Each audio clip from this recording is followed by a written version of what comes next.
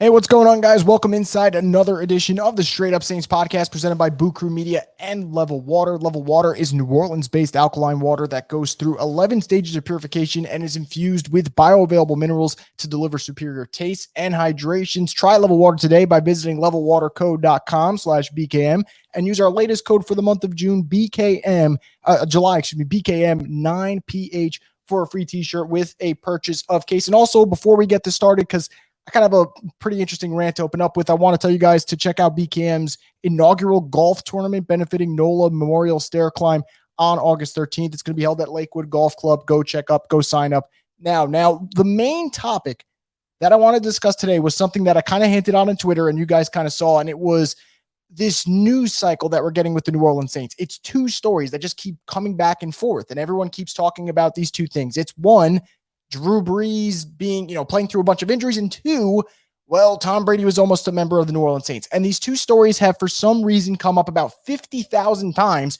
over the last, I want to say, 2 months. And I know it's the offseason, and I know we go through a dead period where people don't know what to talk about. And I kind of get that. Remember, I'm someone who writes for a living. I understand what people, what clicks, what doesn't. And I get that at that point. But as someone who feels like they cover the Saints, someone who loves this football team, they're too talented. They're too interesting of a ball club for us fans, the Who Dat Nation just as a whole, to sit here and every single day we hear the two same stories. So a new era is here. And whether you like it or not, that's it. And you kind of have to embrace it, because if you don't, then you're going to miss out on whatever fun may happen or what might not. We don't know. But I'm simply tired of hearing how many injuries Drew Brees played with, or that Tom Brady could have been on the New Orleans Saints. And this isn't to offend Drew Brees, critics, Drew Brees supporters, Drew Brees himself. You guys know how I feel about Drew Brees. But I'm on here on Twitter every single day, and we're talking about the same single thing. It's, oh man, Drew was selfish, or oh man, Drew was such a warrior. He's a savior. I love Drew Brees, but we got to move on. It's July of 2021. And there's so much about this New Orleans Saints team that I'm so excited to talk about. And I'm going to talk about it in this episode, that I want people to understand that maybe this new generation isn't going to be as successful, but I'm really, really interested to see what happens. And this isn't me being salty. This isn't just me trying to turn the page and say I'm done with the last 4 years. I'm very appreciative of the last 4 years, but this Saints football team, I'm optimistic. And for starters, and this is the whole reason why I'm optimistic and why I think we should really embrace this new generation of Saints football, is the youth. And not just the youth, the talented youth on this Saints team. So I sat there and I'm looking at this roster and I'm like, we all know the superstars and we could all list them. And I've talked about how the Saints had 5 players ranked in the top 50, and that's a great number. But the youth, the 25 and under guys, that's what really, really interests me, because it's not just today that they're affecting. It's tomorrow. It's 2 years. It's 3 years. It's 4 years from now. Those are the type of guys. And the Saints have a lot of nice core pieces like an Alvin Kamara, a Marshawn Lattimore, a Marcus Williams, a JT Gray, a Traquan Smith, and even lower level guys who I think are going to have possibly breakout years like an Adam Troutman or a Carl Granderson or a Shai Tuttle. And then you also have guys like Marcus Davenport, Eric McCoy, Gardner Johnson, Deontay Harris, Marquez Callaway, Payton Turner. All these guys that I just mentioned, and I believe it's about double digits about the guys that I just mentioned, all of those guys are 25 or younger. This is a young Saints roster, extremely young. And this isn't just about the youth. We also have a lot of players who are entering their prime. I mean, Ryan Ramczyk is pretty much entering his prime. He just got paid. He's entering his prime. Michael Thomas, I'm going to talk about him in a little bit, but we are talking about a guy who we know when he's healthy what he can do. He's one of the best, if not the best, wide receiver in football. And I will bang this, table nonstop telling you that he is. So there's so much to talk about that I don't understand why we keep talking about Drew Brees or talking about Tom Brady. Like, yes, they're legends. I get it. We got to move on. And I know some of you guys are checking out on Twitter right now, and I totally agree. This team is heading in the right direction in terms of youth, in terms of just being able to compete now, but look ahead towards the future. And I know there's that really big question, well, Chris, who's the quarterback? I don't have that answer for you right now. And I hate that I can't tell you the answer to that, but that's the only part of this team, albeit the most important position, that the Saints haven't necessarily figured out. And I could say, okay, pencil them in for the next 5, maybe 6, 7 years, whatever it might be. But man, if there's one position that I trust Sean Payton to figure out, it's the quarterback position. I really do. And sticking on the topic of this roster and why I really want people to just focus on this 2021 Saints team and say, hey, man, I like where we're heading. A lot of people ask me, and these are more of people who aren't Saints fans, so it's hard for them to kind of grasp what Drew Brees did and didn't do during the last, 15 years, but more specifically the last 4 years. And a lot of people tell me, well, they're going to lose a lot of leadership, and they will lose the leadership of a Drew Brees, and you don't necessarily replace a Drew Brees. So I totally get that. And again, you're talking to a guy who has a bunch of Drew Brees pictures everywhere. Like, I love Drew Brees, but if you say that, then you're dismissing a lot of respectable veterans on the Saints roster who absolutely deserve respect as a leader, whether that's a Malcolm Jenkins or a Teron Armstead or a Cam Jordan or Latavius Murray or the number one leader on this football club, Demario Davis. And when Drew Brees went down, there's a reason why this team didn't miss a beat. It has nothing to do with Drew Brees' play. It has nothing to do with Teddy Bridgewater's play or Taysom Hill's play. It's the continuity in the locker room. It's the support. It's the trust. It's the leadership. That's a big thing. And while I think we will lose Drew Brees in a variety of ways, you lose the efficiency, you lose the ability to take care of the football, you lose the 2-minute drill stuff. That is a fact. But there are things that the Saints will be able to overcome, and that is the fact that they have that guy who's going to lead the huddle. That's Demario Davis. They have those guys on offense who can just get their shit together and figure it out, whether it's Armstead, whether it's Murray, whether it's Ramczyk. Hell, you might not see him as a leader, but don't think for 1 second Michael Thomas doesn't come in every single day and know what he needs to do on and off the field. The guy, eats, sleeps, and breathes football. And even Alvin Kamara, as you mentioned, this is a player who, the more and more you listen to him talk to the media, he might not come across as a leader to you, but man, does he have everyone's respect because 1, he is one of the baddest dudes on the planet.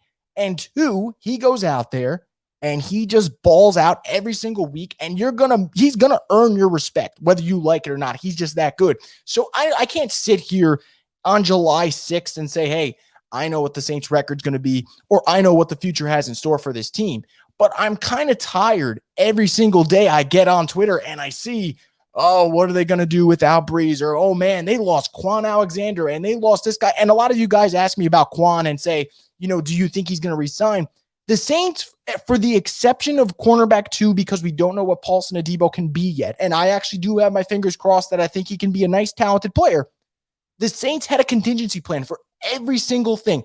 Yes, they cut Quan, but clearly they liked a linebacker like Pete Werner in the second round. Clearly they see that they might, in a couple of years, Cam Jordan might not be there or be a, really impactful player, or Marcus Davenport might not be ready, or just, after the 5 years are done, that's it. He's out. You get a guy like Payton Turner for your defensive line.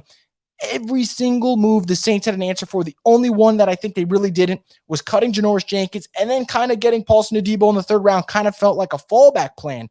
But you guys ask, can the Saints make moves? The Saints can fix that. The Saints have about $12 million in cap space. They can go get a Richard Sherman. They can go get a Gary and Conley. They can get a guy. They can go get a Dre Kirkpatrick. There are options out for this football team that they can go there and figure it out. And people who aren't even Saints fans, aren't even Saints analysts, whatnot, will bring up the fact that this defense still has a lot of talent. Like, I see a lot of people who just assume that this defense is going to go back into the dumps. Those days for now are over, thankfully. But the days of them going out there and just constantly giving up 30 points and the offense just has to bail you out every single week, that is done. And it's not just because of the talent, it's because of the coaching. Dennis Allen is better than what the Saints had back then with either Rob Ryan or Steve Spagnuolo, who obviously has found his way in Kansas City. Getting a guy like Chris Richard to coach the secondary, that is absolutely huge. Coach Nielsen, to make sure he doesn't leave LSU and to keep him on the New Orleans Saints to kind of fix that defensive line, that is huge. And I think that is really important for this football team. It's not just the players, it's the coaching staff. They really do have so much to like about this football team. And that's why I think move on. I know it's tough. Like, moving on in anything in life is tough. And especially when you see the last 4 years, because I'm not going to sit here and lie to you guys. I watched the Saints the last 4 years, and every single year it didn't end the way you wanted it to. It almost sucks out the fun of the 17 weeks of the regular season that lead up to that moment in the playoffs. And it almost feels like everything they built that was positive almost gets erased with one game, although it shouldn't be that way. That's how it feels. But you got to move on. It didn't happen. They didn't win a Super Bowl. Does that mean they can't win a Super Bowl this upcoming season? Absolutely not. Weird shit has happened. And I brought it up a couple episodes, and I'll say it again. There are not a lot of teams in the NFC right now that I say, man, they only have one or two flaws. A lot of teams are flawed. And one of the teams that doesn't have many flaws is the Green Bay Packers. And guess what? If Aaron Rodgers isn't playing this year, cross off another team that I look at and say, man, they don't have many flaws.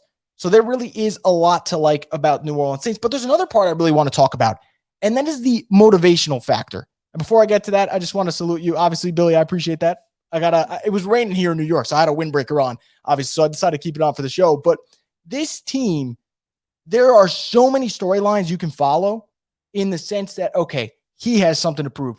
He wants to show you guys this, this upcoming season. And I'll just start with the guy who is probably going to dictate the most of this season. That's Jameis Winston. I cannot stand going on Twitter, going on Facebook, going on Instagram, whatever social media app, and someone who we don't know what Jameis Winston is going to look like in the New Orleans Saints offense is going to go there and tell you, man, Jameis is going to throw 30 picks and Jameis is going to suck. And look, it could happen. It could happen where Jameis doesn't fix his mistakes. It's possible. But guess what? He had a year to watch one of the most efficient quarterbacks in a year where he kind of really needed it. I don't think people realize how quickly Jameis was kind of forced into Tampa with not a good support system and say, okay, make stuff happen. And I'm not excusing him. I'm saying context is very important. So he had the year. He's got a coach who made Teddy Bridgewater a lot of money. He made Teddy a lot of money, and I love Teddy Bridgewater. But Teddy's best days, like specifically the game against Tampa where he threw for 4 touchdowns and 300-plus yards, you weren't seeing that with Carolina. Why? Sean Payton gets the best out of his quarterbacks. There's a reason for that. Taysom Hill, the 31 other teams in the NFL might not view Taysom Hill as a quarterback, but Sean Payton can sit there and say, hey, I can win 3 out of 4 games with Taysom Hill. Why? Because the guy is innovative. He's such a creative football mind. He can get the best out of any quarterback. So Jameis Winston, who has become the laughingstock of the NFL, every meme, every joke about turnovers, there's his face plastered. He can't even go week 1 of last season without a picture of him holding an iPad when he did nothing wrong, just sitting there looking at the Surface Pro, looking over film. Somehow that becomes a meme. This man has gone from the number 1 pick back then to a guy who people are so quick to just say he stinks. And you know what? It's possible that might happen this year. But you don't think that he's highly motivated? You don't think these workout videos are there for a reason? Jameis had to hear a lot about his character, maybe some right, maybe some wrong. But one of the big things was that, man, I don't know if he wants it bad. Workouts do not lead to on-field success, at least workout videos. But, man, he looks like a guy who wants it. He looks like a guy that knows this is his last chance, guys. If Jameis Winston wants to be a starting quarterback in the NFL, he'll always be at least a backup because his arm is so explosive and he could come in and win you a game. Even if he's not having a good year, he can win you a game, a la Fitzpatrick type. But this is his last chance to become a starter for the long haul in a system that is literally built for quarterbacks to get their best numbers. So what do I think a guy like Jameis Winston can do this offense? I'm not necessarily sure if he'll be able to hit these benchmarks. But why can't Jameis Winston throw in a 17-game season for 4,400, 4,500 yards? I think that's a very fair mark. He can go over that. But I think the touchdown interception number is important. In my opinion, he's going to throw double-digit interceptions. Let's not avoid the inevitable. But that's not necessarily a bad thing. We've seen Drew Brees throw double-digit interceptions multiple times. How is your touchdown to interception ratio looking? And if Jameis Winston can be somewhere around the 30 touchdowns and 14 pick mark, or 28 touchdowns and 14 pick marks, I think that's pretty good. I always look at Jimmy Garoppolo with the 49ers or Derek Carr with the Raiders, someone who will throw you 27 touchdowns, 13 picks. Can you get that type of production from your quarterback? If you can, when everything else is working, when your special teams is on, when your defense is playing solid football, when you have a running game with Kamara and Murray, why can't that be a solid production number for me? Why can't they be a solid stat line for Jameis Winston? And this isn't even just about projecting, Jameis' stat line. It's kind of going off tangent there, but it's the point that motivation is going to be high for a lot of guys on these teams, but guys that can impact the season more than anyone else. We're not talking about a special teams player or a rookie who's coming in and is going to have to earn his keep. We're talking about guys who are going to be there every single snap. Those are the ones coming into the 2021 season who are going to be highly motivated. And Jameis is at the very top of the list. How about Michael Thomas?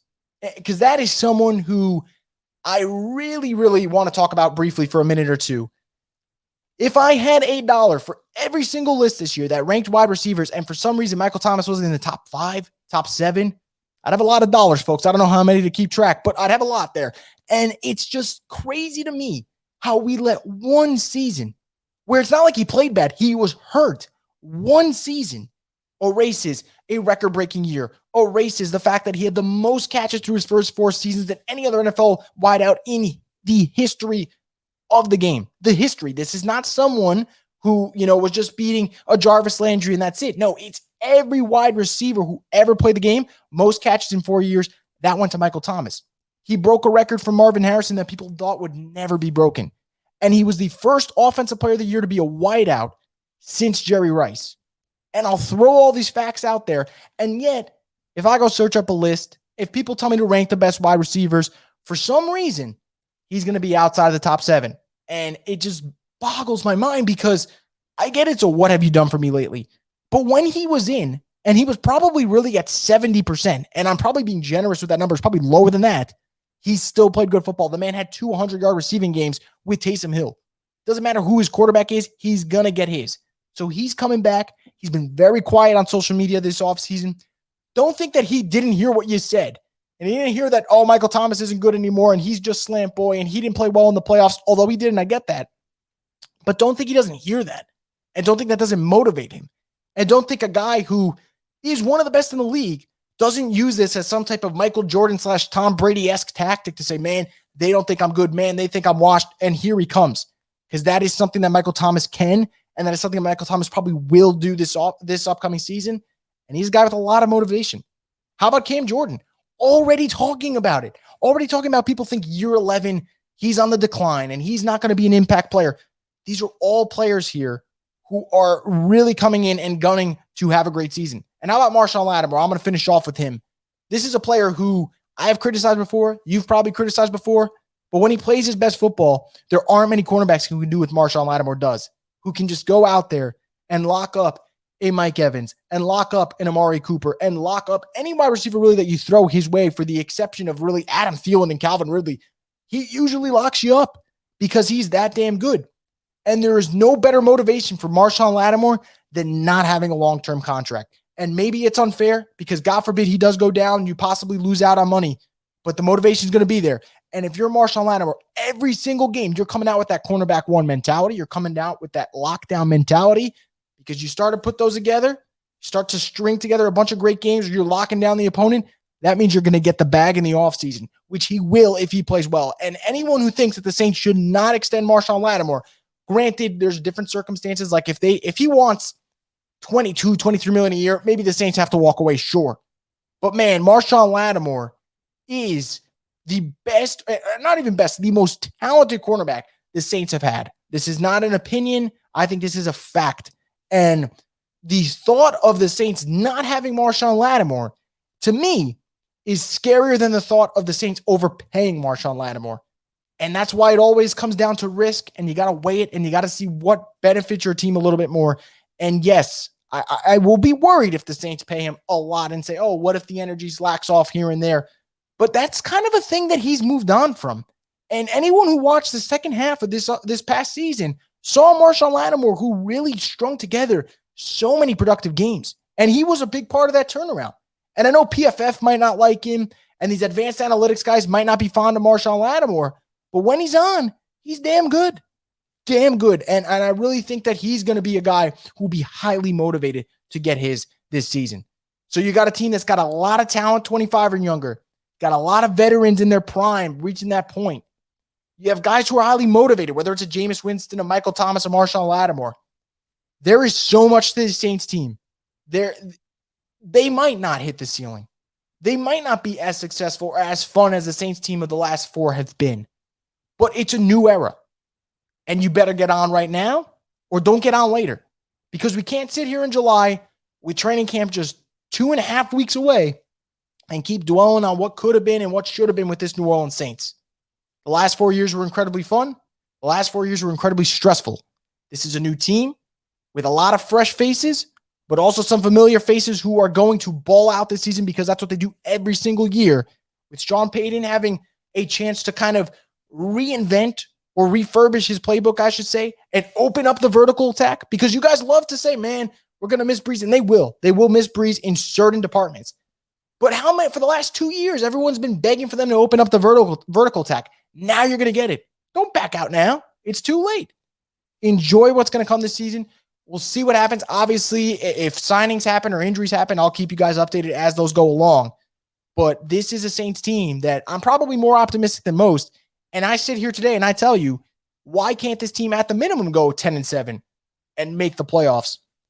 And who the hell knows from there what can happen? You just got to get into the dance, and then anything can happen. I don't want to get too far in advance. I'm just talking about the fact that this Saints team is way better, too talented, and too many fun players on this team for us to sit here and constantly talk about the same stories over and over again. But I know the NBA Finals is on. I know there's like 2 minutes left. Everyone's going to catch it. And I know there probably weren't enough people watching the end of this compared to the last episode. And the, scheduling for me just didn't work out this week. But I appreciate all you guys tuning in. I will post this on Apple. It will be on Spotify for everyone who missed it. I'll talk about it, and I'll kind of rant a little bit more on Twitter about it. But this Saints team, guys, stay optimistic. I think there's a lot to like. And I swear, if I see another story about Drew Brees playing through a bunch of injuries or Tom Brady almost signed with the Saints, I might have to log off on Twitter for an entire week. But anyway, guys, that's going to do it for this edition of the Straight Up Saints podcast. I want to thank you oh so much for listening. Stay tuned for more content in the very near future. And obviously, if news breaks, I will come back with an emergency pod. But that's going to do it for this one. Who Dat Saints fans, and stay tuned for more content on the Straight Up Saints podcast.